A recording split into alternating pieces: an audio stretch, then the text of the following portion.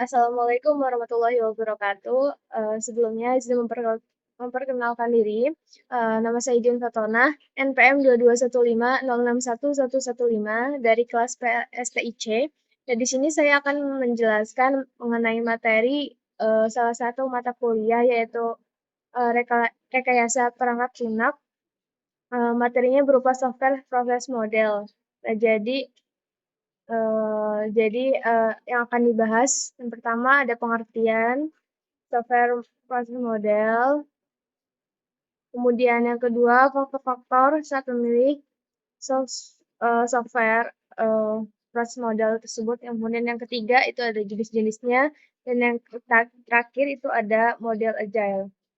Oke, yang pertama itu pengertiannya. Apa sih itu pengertian software model proses? Jadi, software model proses itu atau model proses perangkat lunak adalah abstraksi dari proses pengembangan perangkat lunak.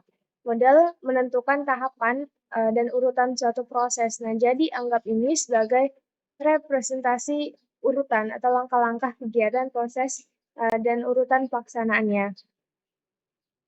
Kemudian setelah mengetahui pengertian nih, apa aja sih faktor-faktor saat memilih model proses software ini yang benar gitu, yang baik. Yang pertama, kita harus mengetahui persyaratan proyeknya.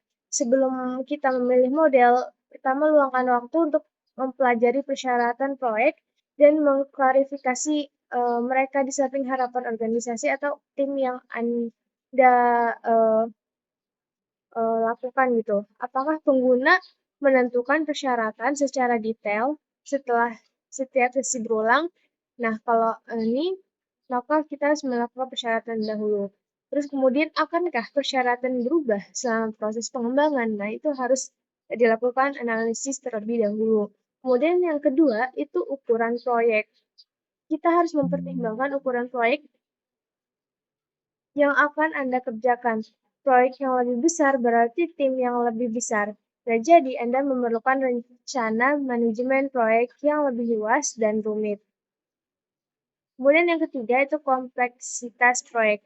Proyek yang kompleks mungkin tidak memiliki persyaratan jelas, namun persyaratan mungkin sering berubah dan biaya keterlambatannya tinggi.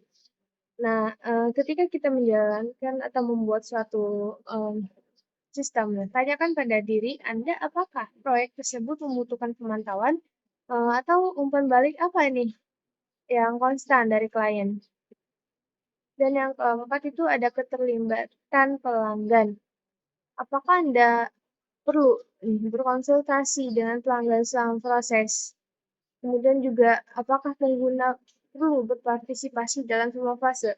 Jadi di sini kita harus memastikan semuanya itu uh, berjalan dengan baik. Kita harus menganalisis terlebih dahulu pertanyaan-pertanyaan tersebut. Kemudian yang kelima itu keakraban dengan teknologi. Nah, dalam hal ini melibatkan pengetahuan dan pengalaman pengembang dengan domain proyek, alat perangkat lunak, bahasa, dan metode yang diperlukan untuk pengembangan. Dan yang terakhir ada sumber daya proyek. Sumber daya proyek ini melibatkan jumlah dan ketersediaan dana, staf maupun sumber daya lainnya. Oke, yang ketiga masuk ke jenis-jenis software model prosesnya. Yang pertama ada waterfall atau model air terjun. Itu adalah proses berurutan yang dikerjakan oleh rencana, di mana Anda harus merencanakan dan menjadwalkan semua aktivitas Anda sebelum mulai proyek. Nah, setiap aktivitas dalam model waterfall atau model air terjun ini direpresentasikan sebagai fase terpisah yang disusun dalam urutan linier. Nah, ini memiliki fase-fase berikut. Yang pertama, itu ada persyaratan, kemudian rancangan, penerapan, penguji, penyebaran, dan pemeliharaan. Nah, ini adalah gambar contoh dari model waterfall. Di sini ada yang pertama define requirements, kemudian sistem dan software design, kemudian lanjut ke implementation dan unit testing, Selanjutnya ada integration dan system testing, dan yang terakhir itu operation and maintenance. Kemudian balik lagi ke atas ini.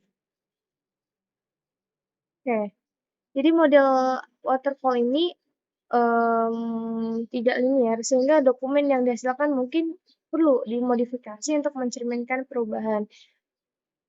Kelebihan dari model waterfall ini mudah dipahami dan diikuti, tidak membutuhkan banyak keterlibatan pelanggan setelah spesifikasi selesai. Nah, karena tidak fleksibel, ia tidak dapat ini merupakan kelemahannya. Karena tidak fleksibel, ia tidak dapat beradaptasi dengan perubahan. Dan tidak ada cara untuk melihat atau mencoba perangkat lunak hingga tahap akhir nih. Jadi, selain itu juga ada beberapa kelemahan lain model waterfall, yaitu model ini tidak memiliki struktur yang kaku, sehingga model ini harus digunakan dalam kasus di mana persyaratan dipahami sepenuhnya dan tidak mungkin berubah secara radikal. Model yang kedua itu ada model V atau Verification and Validation Model, yang merupakan perpanjangan dari model air terjun atau model waterfall sebelumnya. Semua persyaratan dikumpulkan di awal dan tidak dapat diubah. Nah, jadi model ini itu cara kerjanya adalah semua persyaratan apa yang diperlukan itu dikumpulkan di awal, kemudian tidak ada perubahan dalam prosesnya. Anda memiliki aktivitas pengujian yang sesuai untuk setiap tahap. Nah, untuk setiap fase dalam siklus pengembangan, ada fase namanya pengujian terkait. Dan ini adalah bentuk dari diagram modelnya. Berbentuk seperti huruf V atau A terbalik. Oke, jadi model ini pada fase pengujiannya yang sesuai dengan fase pengembangan direncanakan secara paralel, seperti gambar sebelumnya, gambar ini. Model 5 ini atau model V itu sangat disiplin nih kelebihannya. Kemudian juga mudah dipahami dan membuat manajemen proyek lebih mudah. Tapi ini ada kelemahan, yaitu tidak baik untuk proyek kompleks atau proyek yang memiliki persyaratan yang tidak jelas atau berubah. Nah, hal ini membuat model V menjadi pilihan yang baik untuk perangkat lunak di mana waktu henti dan kegagalan tidak dapat diterima. Oke, model yang ketiga itu ada incremental. Model ini itu model yang paling fungsionalitasnya penting diimplementasikan dalam penambahan awal. Nah, jadi ini model incremental itu membagi fungsionalitas sistem menjadi peningkatan kecil yang dikirimkan satu demi satu. Jadi model ini itu secara berurutan dikirimkannya satu demi satu. Nah, ini merupakan gambarnya. Ada specification, kemudian development, validation, kembali lagi ke atas. Specification itu merupakan initial version, development itu intermediate version, dan validasi itu merupakan proses finalnya. Kemudian yang keempat itu model iteratif. Model ini pada pengembangan berulang, pengembangan sistem dengan membangun sebagian kecil dari semua fitur. Nah, ini membantu untuk memenuhi cakupan awal dengan cepat dan merilisnya untuk umpan balik. Dalam model iteratif, Anda memulai dengan menerapkan sekumpulan kecil persyaratan perangkat lunak. Nah, ini kemudian ditingkatkan secara berulang dalam versi yang berkembang sampai sistem selesai, dan model proses ini dimulai dengan bagian dari perangkat lunak yang kemudian diimplementasikan dan ditinjau untuk mengidentifikasi persyaratan lebih lanjut. Oke, yang selanjutnya model iteratif. Nah, ini juga model iteratif ini memungkinkan Anda untuk melihat hasilnya pada awal pengembangan. Hal ini memudahkan untuk mengidentifikasi dan memperbaiki kekurangan fungsional atau desainnya. Dan selain itu, dalam model ini, batas waktu dan anggaran dapat berubah selama proses pembangunan, terutama untuk proyek besar yang kompleks. Nah, jadi model iteratif itu adalah pilihan yang baik untuk perangkat lunak besar. Model ini dapat dengan mudah dipecah menjadi beberapa modul. Kemudian yang kelima, model RAD atau pengembangan aplikasi cepat didasarkan pada pengembangan berulang dan pembuatan prototype dengan sedikit perencanaan yang terlibat. Jadi ini melibatkan beberapa fase, bisa dilihat di sini. Kemudian ada model RAD, ini mengakomodasi persyaratan yang berubah. Kemudian juga model ini juga dapat mengurangi waktu pengembangan dan meningkatkan kegunaan kembali komponen. Nah, namun dalam pengelolaan model ini bisa rumit nih.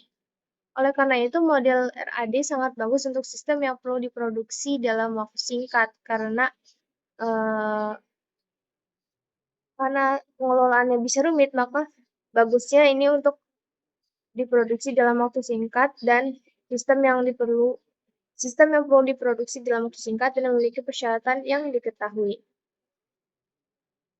Kemudian yang terakhir itu model spiral. Ini model proses perangkat lunak iteratif yang digerakkan oleh resiko. Nah, jadi model spiral ini mengirimkan proyek dalam loop, jadi berulang, tidak seperti model proses lainnya. Nah, ada tahap-tahapannya setiap siklus. Yang pertama, atasi masalah berisiko tinggi, kemudian evaluasi dan identifikasi risiko, kemudian kembangkan solusi dan verifikasi, dan terakhir rencanakan siklus berikutnya. Nah, yang terakhir itu model agile. Model ini itu mendorong iterasi pengembangan dan pengujian yang berkelanjutan.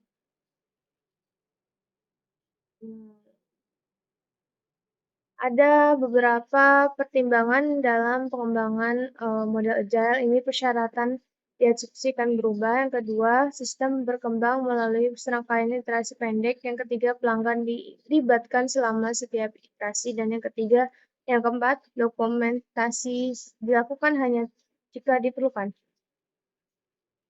Nah, pada model ini itu memberikan pendekatan yang sangat realistis untuk pengembangan perangkat lunak.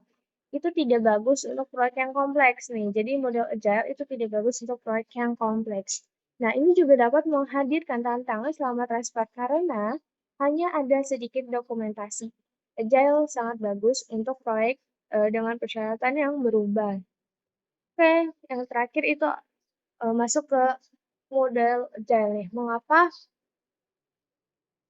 jadi ada pokok bahasan, subbahasan itu pertama, mengapa sih model agile ini begitu populer? Yang kedua, manfaat agile dan ketiga keuntungannya. Dan selanjutnya itu mengapa sih agile begitu populer? Nah, jadi menurut perusahaan konsultan manajemen McKinsey dan Company mengatakan bahwa agility is catching fire. Artinya apa? Bahwa ketangkasan itu sedang naik daun karena organisasi mengakui nilai metodologi agile di era kerja yang baru. Nah, kemajuan teknologi yang pesat di abad ke-21 itu mendominasi seluruh perangkat lanskap kerja, mempengaruhi setiap industri ini. Jadi manfaat potensial dari solusi agile itu dapat untuk mempercepat proyek mereka dan mengurangi waktu antara peluncuran produk. Oke, selanjutnya itu ada manfaat agile. Yang pertama itu manfaat agile itu adalah pelanggan yang puas. Maksudnya apa di sini? Jadi dengan melibatkan pelanggan dalam proses pengembangan tim agile membuat mereka tetap berada dalam lingkaran dan menunjukkan bahwa mereka menghargai pendapat mereka. Nah, para pemangku kepentingan ingin dilibatkan di sepanjang siklus hidup mereka untuk proyek sehingga mereka dapat memberikan umpan balik dan memastikan bahwa proyek akhir akan sesuai dengan kebutuhan mereka.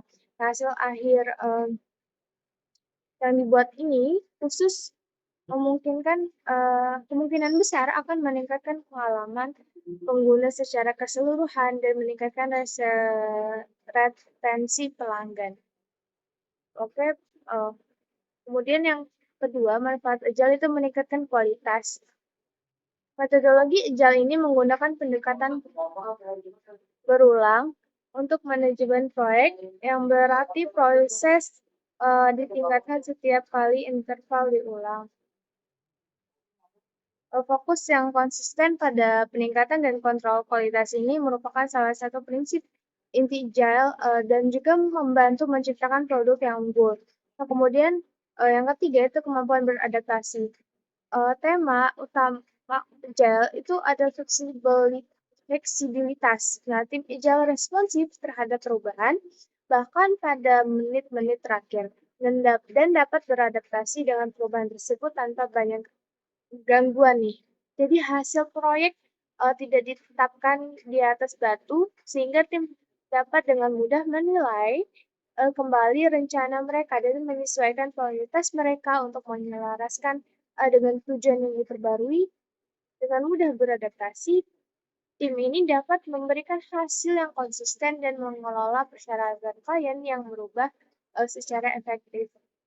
Kemudian yang ketiga, itu ada kemampuan yang keempat, maksud saya, ada kemampuan dapat diprediksi nih manfaat agile. Salah satu yang dapat diprediksi, maksudnya apa? Jadi tim yang tangkas bekerja dalam periode waktu yang singkat terkadang disebut sebagai sprint. Durasi setiap ini, misalnya nih, 2 minggu, memudahkan manajer proyek untuk mengukur kinerja tim dan menetapkan sumber daya yang sesuai. Dan ini juga lebih mudah untuk memprediksi biaya untuk periode waktu yang lebih pendek daripada proyek jangka panjang sehingga menyederhanakan proses estimasi. Kemudian yang kelima itu adalah manfaat kerja mengurangi risiko. Pengembang secara teratur menilai kemajuan selama sprint, yang berarti mereka memiliki visibilitas yang lebih dalam ke dalam proyek dan dapat menemukan potensi atau hambatan dengan cepat. Masalah-masalah kecil ini dapat ditangani sebelum masalah tersebut meningkat, kemudian menciptakan proses mitigasi risiko yang efektif dan juga memberikan proyek yang peluang sukses yang lebih besar. Kemudian yang terakhir manfaat agile itu adalah komunikasi yang lebih baik. Tim yang tangkas memprioritaskan komunikasi tatap muka atau interaksi secara langsung dan interaksi berkelanjutan nih. Mereka biasanya akan melakukan rapat harian untuk memastikan semua orang berada di halaman atau tempat yang sama. Kemudian mereka juga bekerja untuk mencapai tujuan yang sama. Jadi tim akan melakukan rapat harian untuk memastikan semua orang berada di tempat yang sama atau halaman yang sama dan bekerja untuk mencapai tujuan yang sama pula.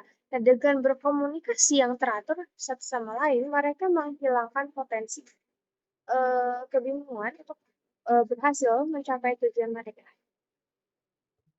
Oke. Selanjutnya, keuntungan dari agile. Jadi, kenapa agile ini sangat populer, kemudian juga ada manfaat agile. Kenapa agile ini banyak dipakai nih? Jadi yang pertama itu agile versus waterfall. Jadi kalau waterfall itu mungkin merupakan metodologi tradisional yang paling terkenal nih dalam manajemen proyek. Metodologi waterfall itu ini juga mengikuti proses terstruktur dan linear di mana setiap tugas harus diselesaikan sebelum beralih ke tugas berikutnya. Meskipun metodologi waterfall itu sangat cocok untuk proyek jangka panjang, misalnya konstruksi atau apa ya, membangun sebuah jembatan nih, atau apapun itu yang memiliki jangka panjang. Metodologi ini tidak akan berfungsi dalam lingkungan pengembangan perangkat lunak yang bergerak cepat, di mana klien secara teratur berubah pikiran dan bersikeras untuk hasil yang baru. Kita ambil contoh raksasa media NPR sebagai contoh. Organisasi ini dulunya dari waterfall, kini beralih ke agile untuk menghindari yang namanya konsekuensi yang tidak diinginkan. Nah, seperti situasi di mana tujuan akhir benar-benar berbeda dari apa yang diuraikan di awal proyek, karena mereka bahkan tidak yakin proyek apa yang ingin mereka bangun. Metode waterfall untuk membuat rencana yang sepenuhnya tidak jelas tidak cocok. Nah, inilah mengapa mereka memilih agile untuk memberikan fleksibilitas yang lebih besar dalam prosesnya.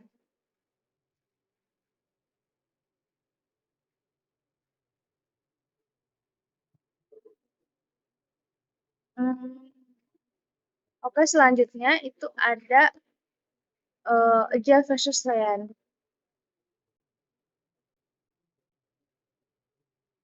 Oke, selanjutnya itu ada agile versus lean. Metodologi lean itu mengambil pendekatan yang ramping dan bertujuan untuk menghilangkan pemborosan yang tidak perlu. Ada beberapa kesamaan yang jelas antara agile dan lean, termasuk fokus pada kepuasan pelanggan dan pengiriman yang cepat. Namun ada beberapa perbedaan, yaitu dapat dikatakan bahwa agile memiliki keunggulan dalam hal struktur. Seperti yang telah dinyatakan sebelumnya, agile jauh lebih fleksibel daripada rekan-rekan tradisionalnya, tetapi masih menawarkan rasa organisasi terstruktur yang diinginkan. Nah, seperti yang terlihat dengan peran yang jelas, kemudian pertemuan rutin dan tinjauan sistematis. Tingkat disiplin ini membuat Agile lebih mudah diimplementasikan daripada yang modelean, yang lebih fokus pada pemikiran budaya dalam sebuah organisasi. Teori Lean ini tidak senyata struktur serbaguna Agile dan mungkin lebih menantang untuk dipraktikkan. Jadi yang ketiga itu ada Agile versus Prince 2 atau panjangan proyek dalam lingkungan terkendali. Itu adalah metodologi yang dicirikan oleh perencanaan berbasis produk. Metodologi ini menggunakan papan proyek terstruktur dan aktivitas tingkat tinggi, sementara manajer proyek menangani operasi sehari-hari. Nah, jadi Prince ini berguna untuk manajemen yang lebih tinggi, nah tetapi tidak memiliki penekanan pada pengiriman yang dimiliki oleh Agile. Agile tidak mengikuti metode prediktif dan berbasis rencana seperti halnya Prince 2 atau RINCE 2 tadi. Sebaliknya, tim Agile hanya berfokus pada pengiriman perangkat lunak yang berfungsi kepada pelanggan di akhir setiap sprint dan menggunakan umpan balik untuk menginformasikan proses pengembangan mereka. Pendekatan jangka pendek ini membuat Agile jauh lebih beradaptasi dengan kebutuhan konsumen. Nah, jadi itu 3 keuntungan dari Agile sendiri. Sebenarnya ada keuntungan lainnya dibanding dari model lainnya juga. Tapi di sini saya hanya menjelaskan 3 keuntungan saja. Oke, yang terakhir ini ada sedikit quotes dari Hendrik van Loon Smith, yang merupakan CEO dari Mayflower Plymouth, yang dia berkata bahwa softwares are becoming the new cargo ships and freight trucks. Digital files are becoming the new core commodities. The farmers won't eliminate the letters, but restructuring is happening. Oke, jadi semua hal yang saya bahas tadi itu referensinya dari buku Software Process Model, Review and Analysis International Journal of Engineering and Technology atau UAA yang ditulis oleh Harati, Hamzi, dan Hu Gongzi. Kemudian ada juga dari dari web yang ditulis oleh Ward. Oke, seperti ini saja materi yang bisa saya sampaikan tentang software model proses. Semoga apa yang saya sampaikan bisa bermanfaat, dan apabila ada kesalahan kata dalam pembuatan video ini, saya mohon maaf. Kepada Allah saya mohon ampun. Wabillahi taufiq wal hidayah. Wassalamualaikum warahmatullahi wabarakatuh.